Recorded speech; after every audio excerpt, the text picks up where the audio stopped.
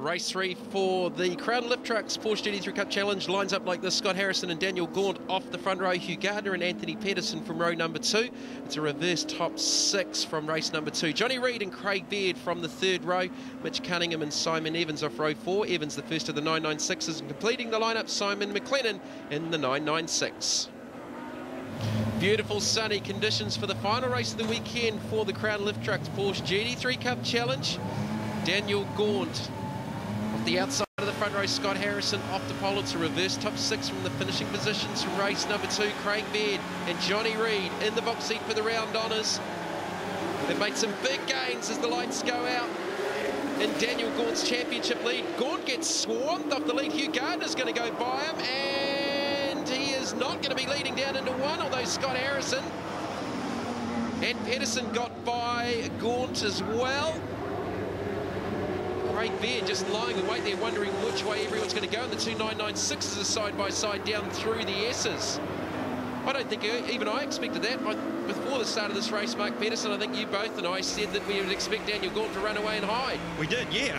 Didn't expect Dan Pedersen, to be honest, come into the equation, but he just lit that thing up at the start, got the better drive, propelled himself into the first place, and he may be a hard man to track down here. The championship contenders, of course, Johnny Reid back there in the Raygas car, about to have the inside of Harrison, taking 3rd spot now. Of course, Craig Baird a bit further back, so, wow. And Pedersen has certainly letting his intentions known from the first corner. Yeah, well, Craig's actually got the worst start of everyone. It looked like that Daniel Gaunt was just going to get swamped. He fell back as far as 4th, having started off the outside of the front row, and Baird still can't get around Mitch Cunningham. These two have traded a little bit of paint over the championship so far, at least on 2 occasions. Yeah, certainly no love lost between the two of them, so that battle will continue, no doubt. But going through, Ant Pedersen, Daniel Gaunt, and Johnny Reid. Of course, Johnny Reid with all the work to do there in 3rd place, but he's in a championship hunt. There's Gardner down the inside of Scotty Harrison. Mitch Cunningham's going to try and go the long way around. That opens up the opportunity for Baird to slip up the inside.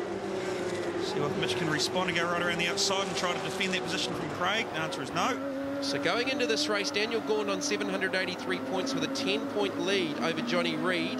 Craig Baird now 3rd in the championship to 17 points out of the championship lead. The top 3 with this race and 1 round remaining are covered by just 17 points. And considering Daniel Gaunt started the weekend 95 points clear of Johnny Reid and 118 clear of Craig Baird, that's a huge turnaround. Yeah, it's just a blink of an eye and the fortunes change, and that's exactly what's happened to Daniel Gaunt. They tried to say that almost staging the results, so Daniel Gaunt had a bit more of a favourable grid position for this reverse grid, knowing his adversaries for the championship would be behind him, but it hasn't worked out the way he planned, if that's what his game plan was, because, of course, Johnny Reid is only 1 place now behind Daniel Gaunt. Well, Gaunt, he does have the advantage here because he's got track position on Johnny Reid, and certainly Craig Baird, who is scored in the 5th position, having dispensed with Scotty Harrison, who was the last round winner at Timaru, of course. So Craig Baird's attention's now turned to the back bumper of Hugh Gardner's Martini Livid 997. So the longest race of the weekend. It's probably the hottest part of the day too, Mark. So setups, you don't want to overheat those tyres. No, been a 16-8 race, and you're right, Jamie. It's Craig Baird down the inside of Hugh Gardner. Hugh just comes across the defender. It is stinking hot out here at the moment. Best way to describe it, because that's all it is. It's probably these cars here, they have very little, if no cooling going into the drivers whatsoever. So at the moment, it's only 3 laps in. You get to lap 8 to 10, and these guys are going to be suffering. Sweat be coming down. There'll be probably a bit of drink bottle action going on inside, a bit of rehydration, but Craig Baird is throwing everything he can at Hugh Gardner, and we know from race 2, Hugh Gardner certainly knows how to absorb that pressure and hold him out for as long as he can. Yeah, well, Hugh's had a solid weekend, a 4th place finish in race number 2 and a 4th place finish in race number 1 as Baird's gone down the inside. As easy as that. I hate when they make lies of me, these drivers, Jamie. Yeah, and it's made all but worse when it's your brother-in-law. Yeah, it's certainly not over yet. Hugh's going to come down the inside, but I dare say Craig will probably break another 5 metres later than Hugh and take that place off him. All right, so here's Daniel Gaunt lining up Ant Pedersen. Now, from the first race at the beginning of this weekend, when Ant Pedersen spun up in front of everyone and Daniel Gaunt had nowhere to go and slammed into you, and you think, Ant's, okay, it's Daniel behind me, I'll let you go, mate. Oh, definitely not. He's a young charger. Ant's got a lot to prove here by holding Daniel out. Trying to put a campaign together to go and do the GT3 Championship in Australia. He has nothing to lose by holding out Daniel. He's probably arrived with a team with a bit of money for this weekend and said, look, guys, I want to drive one of your cars, and he'll be taking the challenge to him every inch. Now, if we come down to the last lap, we might reverse then, but it's too early in the race for him to concede a place if he needs to. On board with Daniel Gawn on the Denny Holm straight, chasing down Ant Pedersen, who looks to have his measure right now.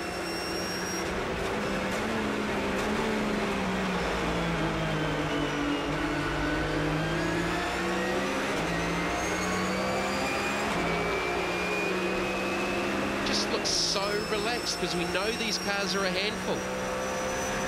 Certainly does, making it look very easy there. You see going forward in the picture there is changing down through the gearbox, going the other way is going up.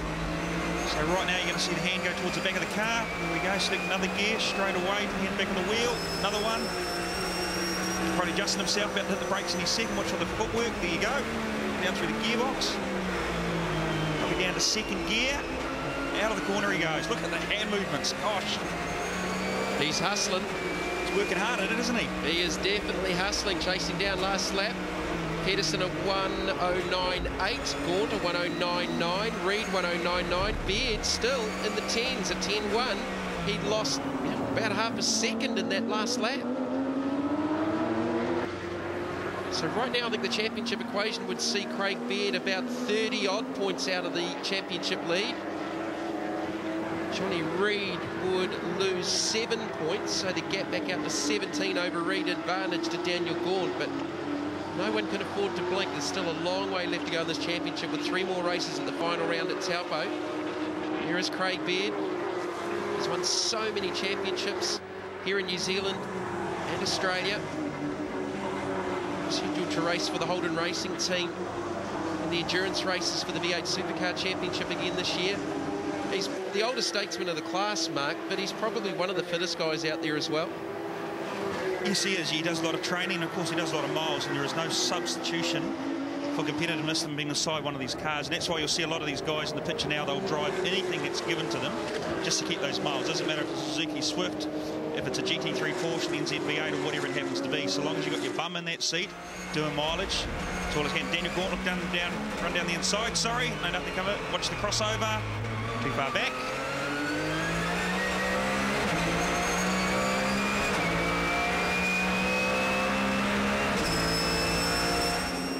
And Pedersen with good exit drive off the hairpin, you're right, just tried that crossover, wasn't quite close enough.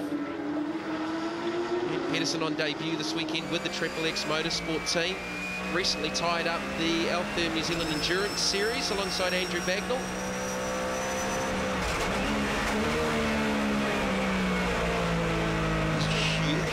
Humongous amount of work in the engine of the down changes, isn't it? You can hear the cars screaming when they're going down. Of course, the brakes are very aggressive, very big, so these things will stop on a dime. It's part of the reason why, Jamie. Probably 60 or 70% is done through the brake, and the rest of it is done by the engine. Daniel down the inside. He's done it this time. Daniel Gaunt through to the lead, so that'll help extend his points because Craig Beard's still circulating in the 10s.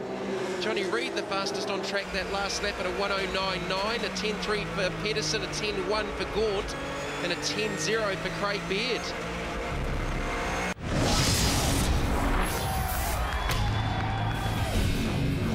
Top 4 drivers are all lapping within a 1/10 of a second apart. Mitch Cunningham dropped back into the 10.2s. Gaunt with a 10.0, Pedersen a 10.1, Reid a 10.1, Beard a 10.0. So there's nothing in this. Daniel Gaunt, though, looking to get a few points back in the championship lead. He lost, certainly in the first race of the weekend, and comprehensively damaged his primary race car. He stepped into Shane McKillen's car.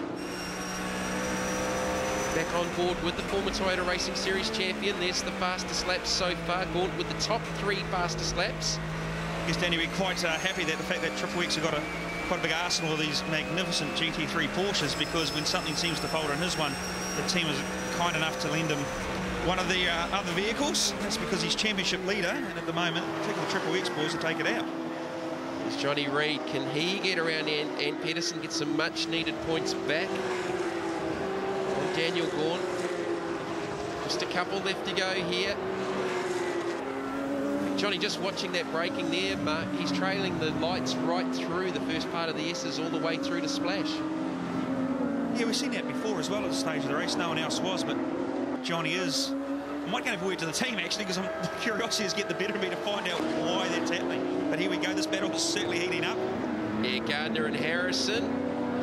Harrison a little bit sideways, though. That just cost him some exit speed. Does very well being the hero in the corner, but you also got to be the hero coming out. So part of the equation, yes, he's all over the back of Hugh Gardner, but Hugh just manages to get on that throttle, just that blink of an eye faster than what Harrison done. Here we go. Evans, of course, serving his drive-through.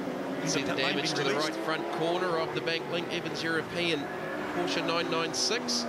So it's not going to cost him any positions, other than the one he gained when obviously he made contact with the back of McLennan's car, but he will return in the 9th position. So just a couple to go here. Gaunt, Pedersen, Reid, 1, 2 and 3. Gaunt looking to extend his slender championship advantage over Johnny Reid by a further 15 points. So it sits at 25 points right now. That's a close-up view at the eyes-on Daniel Gaunt.